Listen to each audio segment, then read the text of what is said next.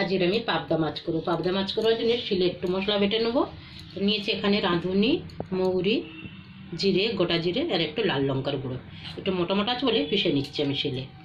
এই পিষে নিয়ে তারপরে আমি একেবারে মেখে করবো। এটা জল দিয়ে একটু ভালো করে পিষে নিই। এখানে আমার মশলাটা বাটা হয়ে গেছে, এবার আমি উঠিয়ে নিচ্ছি সব। শিলের থেকে উঠিয়ে নিলাম। এবার আমি হলুদ দিয়ে দিলাম, এখানে আবার নুন দিয়ে দিচ্ছি। একবারেই নুনটা দিয়ে দিচ্ছি, পরে আর দিতে হবে না। সর্ষের তেল দিয়ে দিলাম।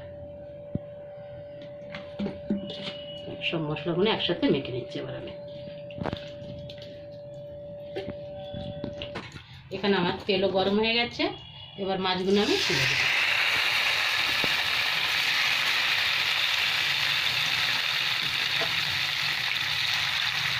তারপর মশলাগুলো সব আমি দিয়ে দিচ্ছি একসাথে। আর একটু এই থালাটা ধুয়ে জল দিয়ে দেবো। গ্যাসটাকে কমিয়ে দিয়েছি।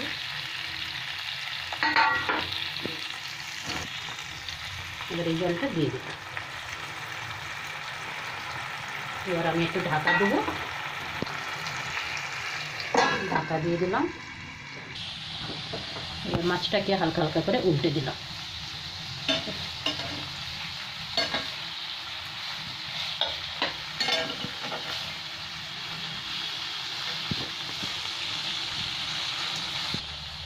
মাছটা আমার ভাজা হয়ে গেছে, এবার আমি অল্প অল্প জল দিয়ে দিলাম, শিল ধোয়া জলটা।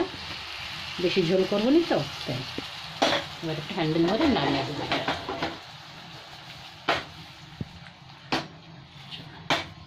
একটুখানি ফুটে গেলেই হয়ে যাবে, আর 1-2 মিনিট ফুটবে।